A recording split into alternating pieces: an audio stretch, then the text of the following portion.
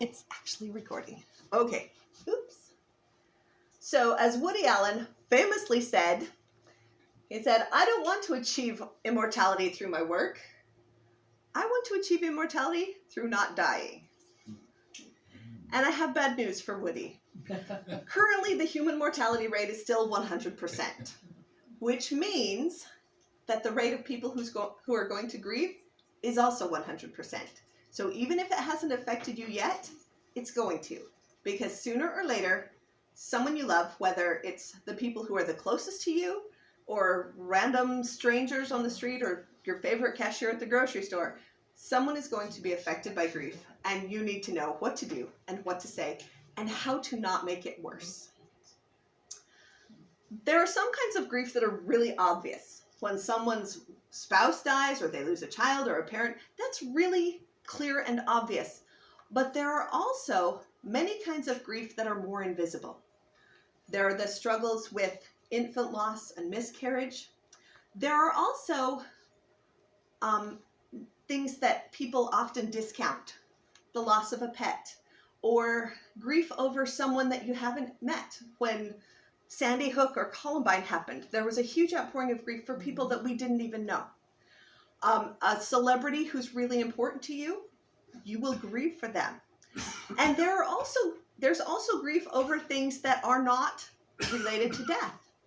There's grief over a divorce. There's grief over a change of life, or a dream that you had for a long time that didn't come true, or children who reject the things that you've taught them. There can even be grief over situations that are happy, like a child getting married or going to college. Those are good, those are positive, and yet we can still grieve, and we still need to know how to help others when they're going through those. Pretty much everyone is familiar with the work of Dr. Elizabeth Kubler-Ross and her 5 stages of grief. And a lot of people feel like it's kind of like a train journey. You start out at your grief, and you go along your journey, and then you get to the end and you're better. And that's not how it works. And even Dr. Ross agreed that wasn't what she meant. The 5 stages are tools, and every grief is different. And if you use the tools, you can use all of them or none of them, or use them in different orders. No grief is the same. No experience is the same. So we don't have one tidy answer for the right way for someone to grieve. There isn't a right way, which makes it a little harder to know what the right thing to do is, since there's no easy button. So what we need to do is support, and support comes in 2 ways: the physical support and the emotional support. Physical support often comes in easy to see ways: taking in food, making sure someone has transportation to their chemotherapy appointments, making sure that you donate money when someone has huge expenses. It involves entertainment, making sure that a widow is invited out and taken places and feels welcome. It involves hygiene, like making sure that a family has clean, ironed clothes for a funeral, or anything else that they might need for their physical. And it also includes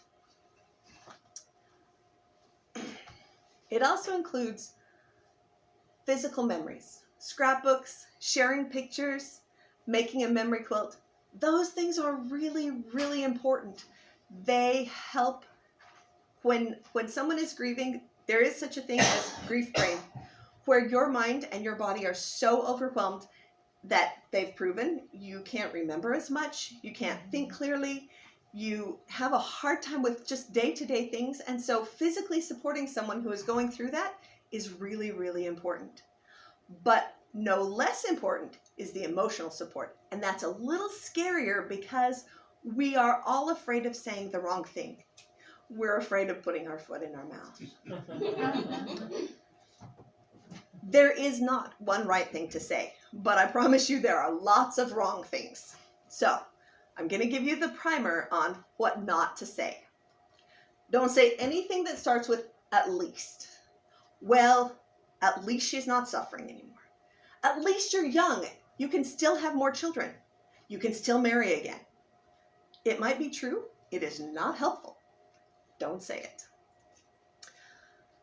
It's also important to remember that while you have been, even if you've been in a similar situation, you do not know exactly how someone else feels. Don't say, I know just how you're feeling, because really, truly, you can't.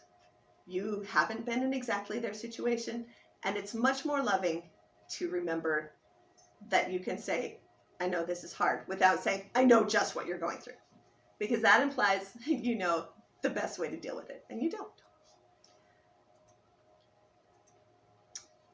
The most important things are to pay attention to the person.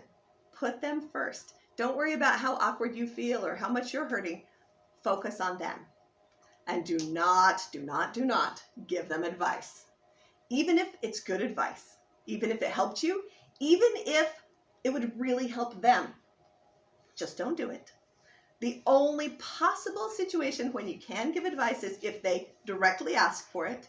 And even then, be really careful and really prayerful, because nobody likes to be told what to do. So don't tell someone it's time to shake it off. Be strong for your kids. Don't do that. There's one that surprises most people. And this is, I think, the one that is the hardest for everybody, which is don't say, let me know what you need, or let me know what I can do to help. Because that takes the burden from you and puts it on the griever. And they have enough going on. They've got plenty on their plate. They don't need your weight too. So if you can look around and see something that needs to be done, say, let me do those dishes. Or just show up and mow the lawn. Those are useful things. But don't make them decide what you can do to help them, because that's really not fair. The keys are honesty and vulnerability. Be real. Really be willing to be honest. Be willing to let them be honest and vulnerable, even when it's not pretty, even when it's not a Hallmark movie, and nobody's going to get better in the next 30 minutes. It's okay to not do the perfect thing. It's okay to do something, anything, because a lot of times we get so caught up in trying to do the perfect thing that we don't do anything. And that is the wrong answer. So, how can we support emotionally? The first thing is listening. Just listen.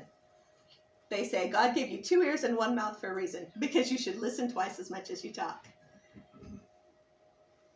And when we listen, it means not listening while you're thinking of the next thing for you to say.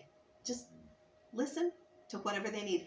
And a lot of times, as people are processing, especially a sudden or a traumatic loss, they need to talk it through a lot of times to process it. And being willing to listen as many times as they need is a huge, huge gift. And they may say, I'm so sorry, I'm boring you, I've told you. It's okay. I'm here for you. That is a huge gift. Accepting the reality of what they're going through. They may worry that they're having bad feelings. Emotions are not good or bad. They just are. They are what they are.